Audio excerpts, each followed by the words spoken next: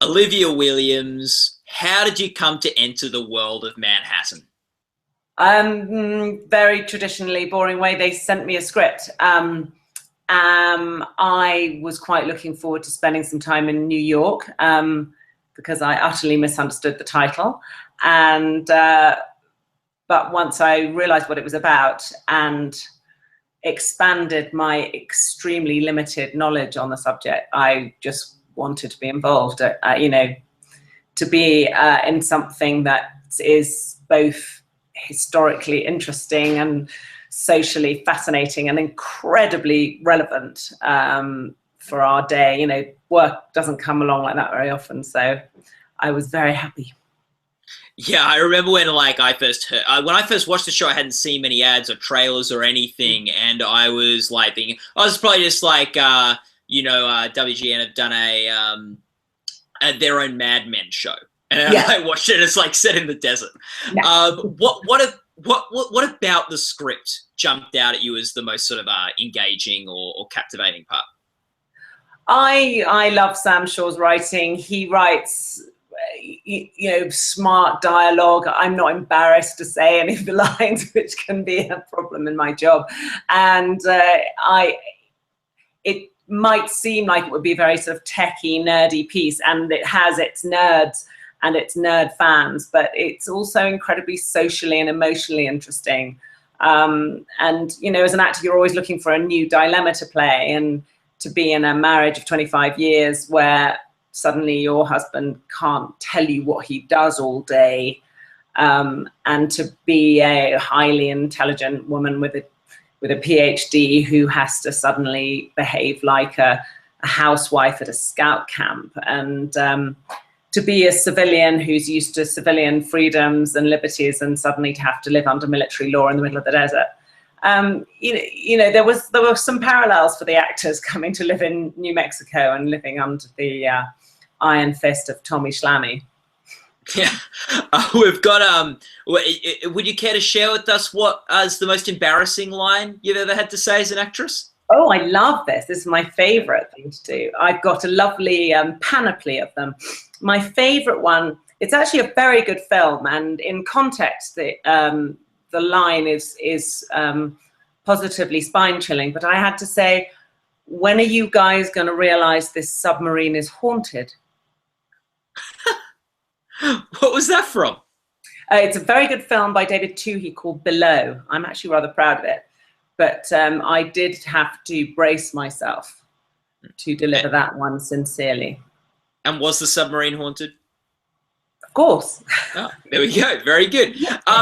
You talked about this world that you had to enter, not as your character, but as an actress. What is it like shooting in New Mexico? When we spoke with Richard Schiff, he said it's just so interesting that, there's a guy called Gary who used to build bombs that's nearby and things like that. So the guy who delivered my rental car had, everyone has a story here. People in Santa Fe are either, crystal dreamcatcher hippies or atomic scientists, and some of them are weirdly sort of both. I could pick up this camera and show you the view out of my window. I mean, it's stunning. I live right in the middle of London, and when I'm here, I live the opposite life. I'm woken by the sound of birds singing and the sun sort of creeping over the top of this astounding mountain.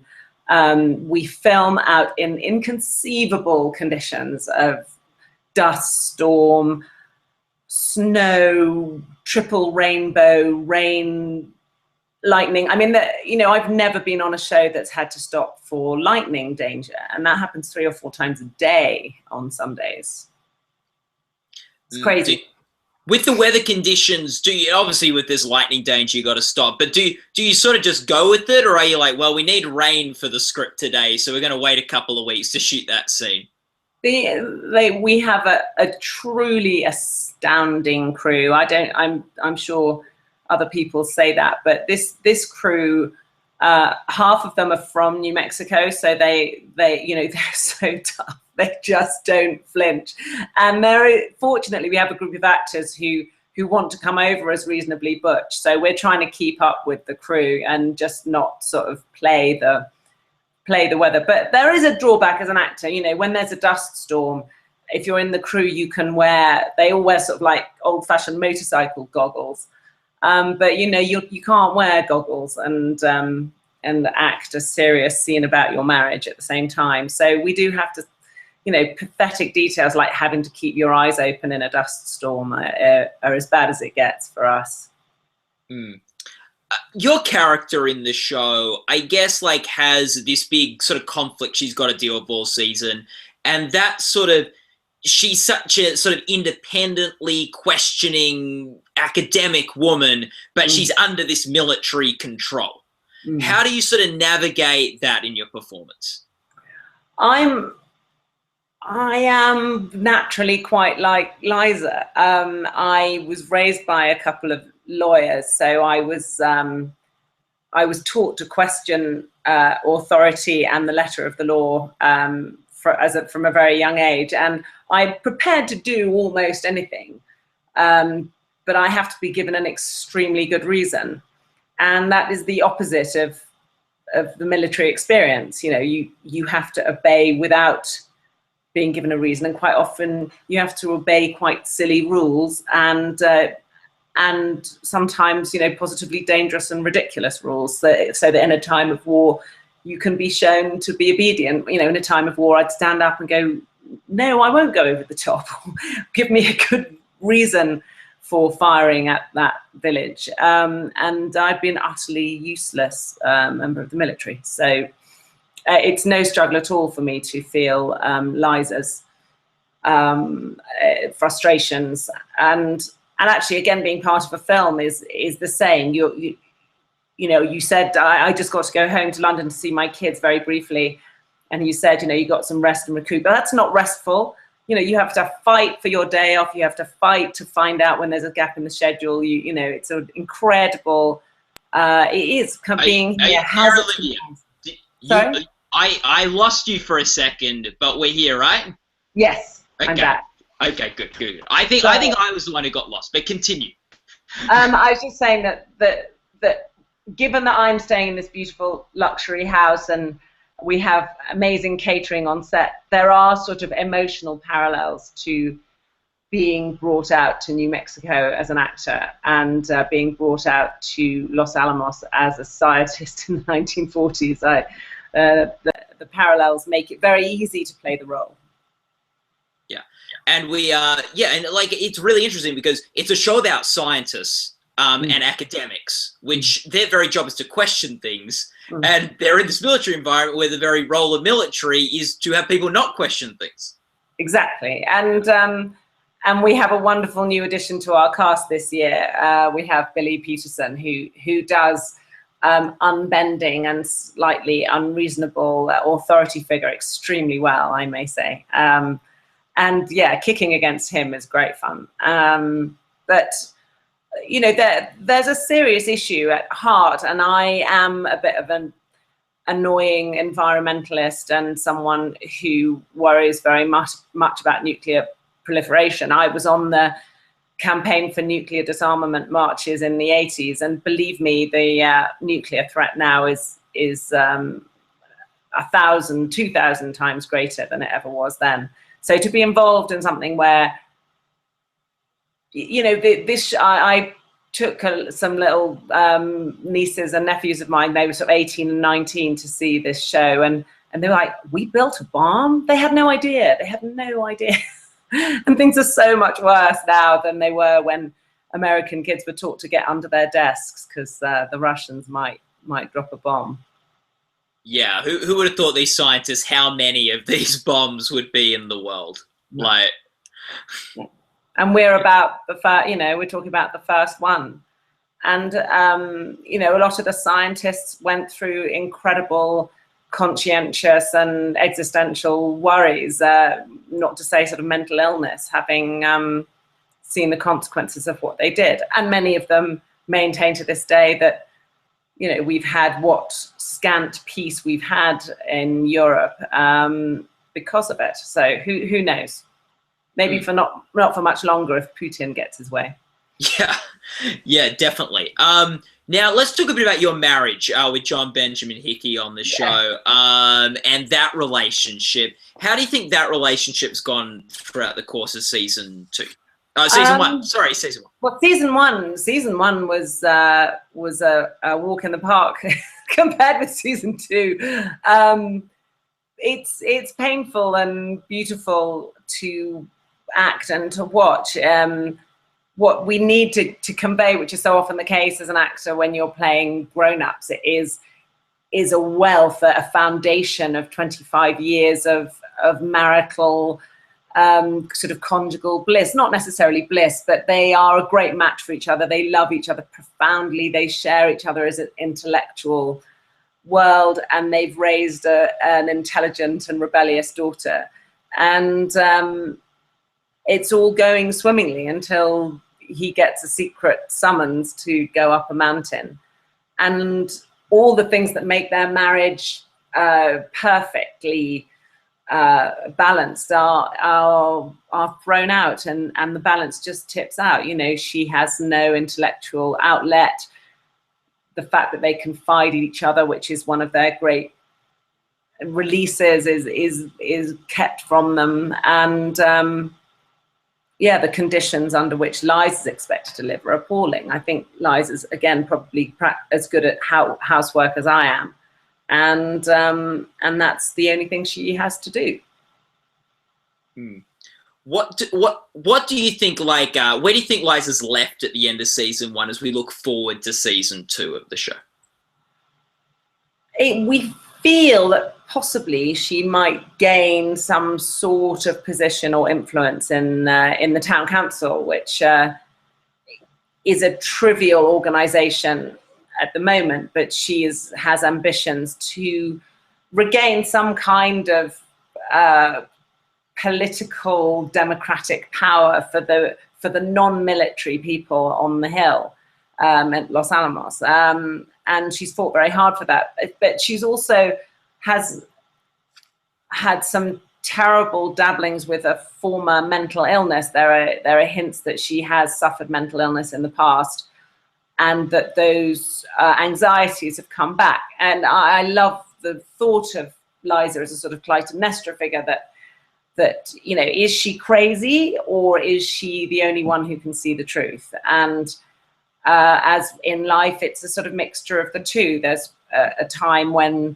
she believes that everything in the house is radioactive, and that is shown not to be true, but it does seem that quite a lot of the house is radioactive. And there's a time when she believes that she's an apiarist, she keeps bees, that her bees have been killed by the military because they find them inconvenient, and their military are spiteful and told her she couldn't keep bees. And then she wonders if maybe the bees have died for some Fukushima-style radiation poisoning. Obviously, Fukushima is an anachronistic reference, but yeah, as all the bees have died in Japan after Fukushima, possibly her bees are dying because of what they're doing in the science labs at Los Alamos. Well, I was going to say, we saw her with bees in season one. It didn't go too well with them. Is she going to take responsibility for some different animals in season two? Things she comes into contact with seem to come to a bad end, I have to say. But whether she is the common factor or Los Alamos is the common factor, we don't know. The really exciting thing is that she finally achieves an official role within the science of Los Alamos, because she manages to persuade the powers that be that they need to study the effect of the Trinity test on the flora and fauna around. But as with most of these scientific experiments, what's happening to the plants and animals is way down the list. So she gets two sort of shambling soldiers who have to go and pick flowers, which they're not very happy about. Yeah.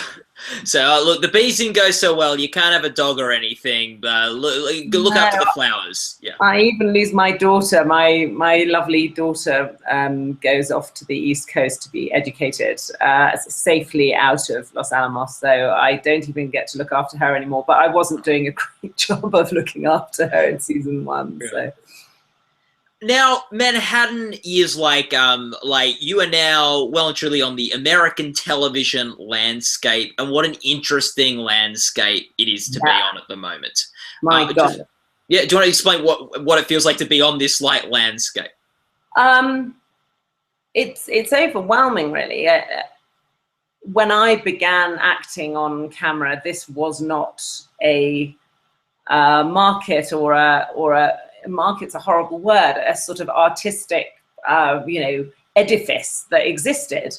You did good telly in England. There's the sort of Masterpiece Theatre, BBC costume adaptation, which was, that was an ambition. That was, one of the things I aspired to.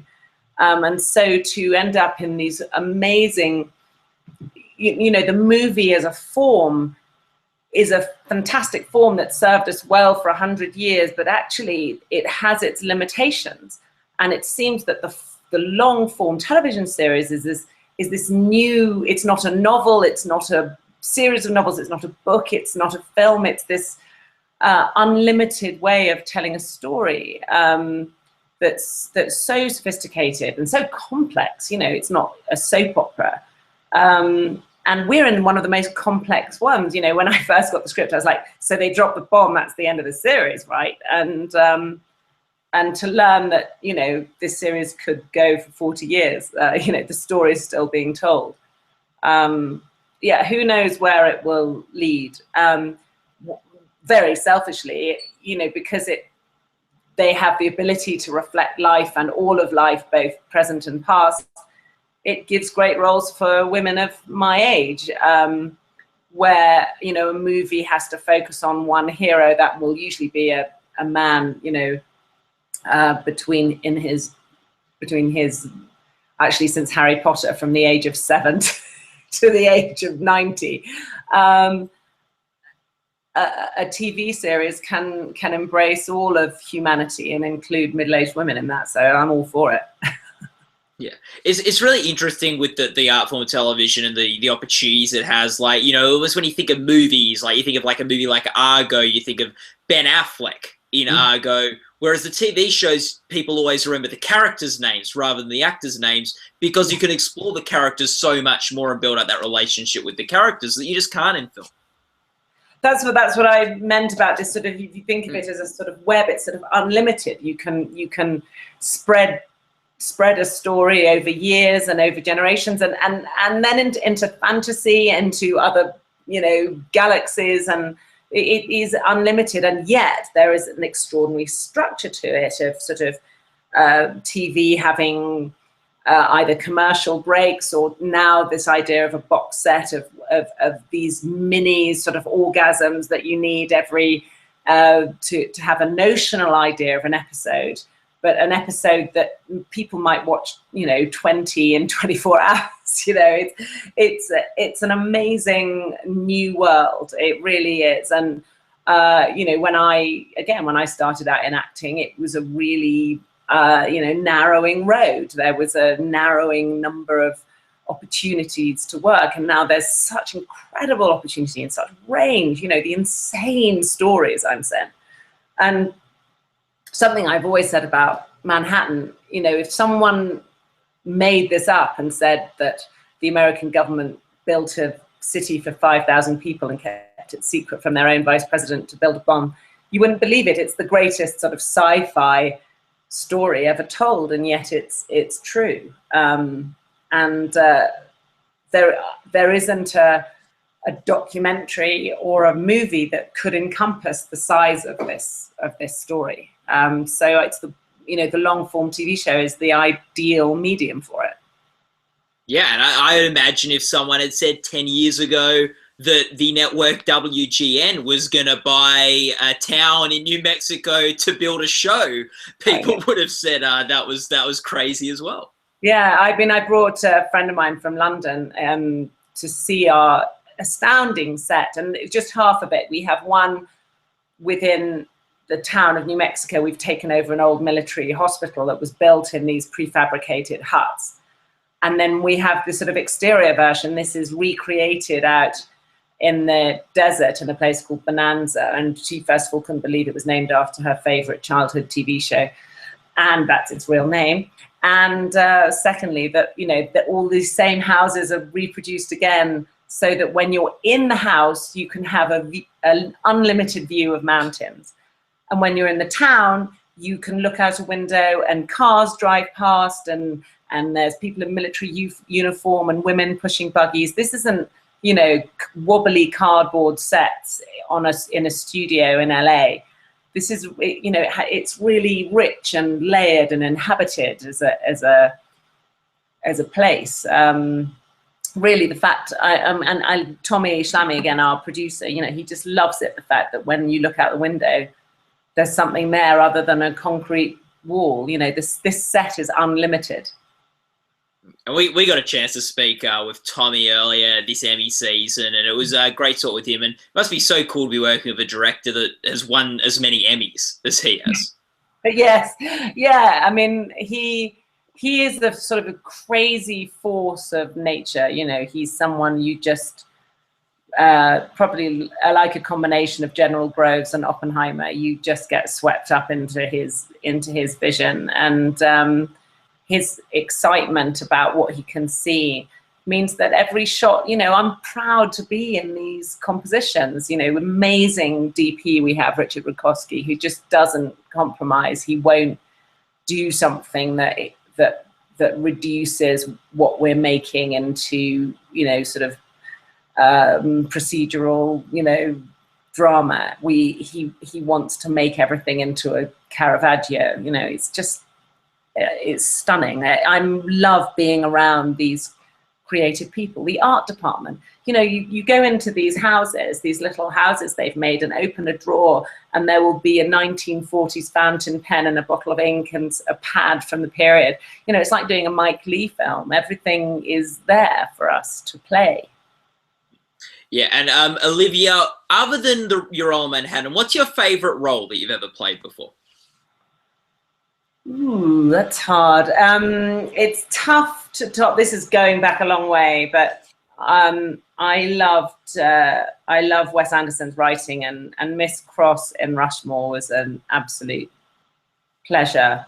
And then I did a very obscure film which no one saw, I don't think, called The Heart of Me, working with Paul Bettany and Helena Bonham Carter, and it was from a fantastic novel from the early part of the 20th century. So The Heart of Me, I love her. I had a great part in a film I made with Kevin Costner called The Postman, and I love playing her because I got to ride horses. I learned to jump on the back of a galloping horse. I got to fire guns and set fires and go in helicopters and swim in lakes. Absolute. I got to know the American wilderness on that movie and fell in love with it. So I'm glad to be back. How cool is it at the Oscars to see Wes Anderson's Grand Budapest finally sort of get so many nominations, and like, because he's sort of always been relegated that screenplay category nominations, but it broke through this past year. He got in there.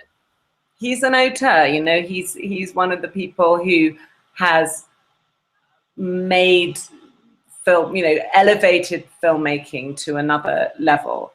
And I've been very lucky to work with a couple of people who I feel are sort of, you know, game changers in the movie industry. And, you know, I got to play this, actually, I don't know why this wasn't on my list, this astounding role for Roman Polanski in The Ghost Writer, it was called in America. Yeah. And you know, to have Roman Polanski construct a 2-hour denouement for my character was just such an incredible privilege to watch his process, to watch him create that sort of painful, isolated paranoia that is his forte, and to be in one frame of that he's put together. So yeah, God, it's really hard to choose them because I've had such a fantastic range of things to do. Another highlight was I made a crazy film called Last Days on Mars, and we shot in Petra, in the Red Desert, which now you probably can't go to because you'll be shot by someone from ISIS. But I got to see that magical part of the world before it fell apart. Yeah, I took a girl to see Ghost Rider. Wasn't very romantic. It was very good. If she was a CIA agent, you know, she'd know that you were onto her. Yeah. Yes. Anyway, it was a very good movie though. Now, Olivia, you said you might be able to pick up the camera and show us the window. Can you actually do that?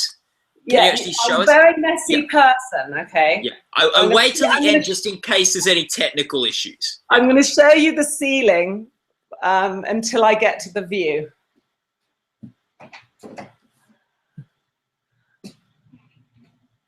And there's going to be a big, it's very bright out there.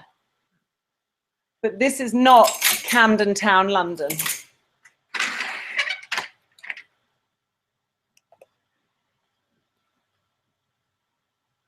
That's where I am. And for a Londoner, that's pretty astounding. Oh, that's great. Thanks. Maybe in New Zealand, that's pretty commonplace. Yeah. Well, I mean Australia actually, but I beg your pardon. No, that's fine. I feel like we're in a Tommy Schlamme thing with this walk and talk. Yeah, he's a bit more skillful than mine. Steadicam work was never my strong point. Yeah, well, he never got the West Wing guys to carry the camera. Like, it's never like, Martin, if you in the submarine movie, I had to light, because we did all that stuff with torches, you know, with flashlights. And now you can see my ironing board. I'm going to have to close that door. Yeah, we had to do that thing where you light people around. That was funny. Anyway. Oh, well, Olivia, thanks so much for giving up your time today. We are so excited to see Manhattan maybe break through at the Emmys. That would be really exciting. And all the best for season 2 and everything moving forward. Thank you. Nice to meet you. Take care.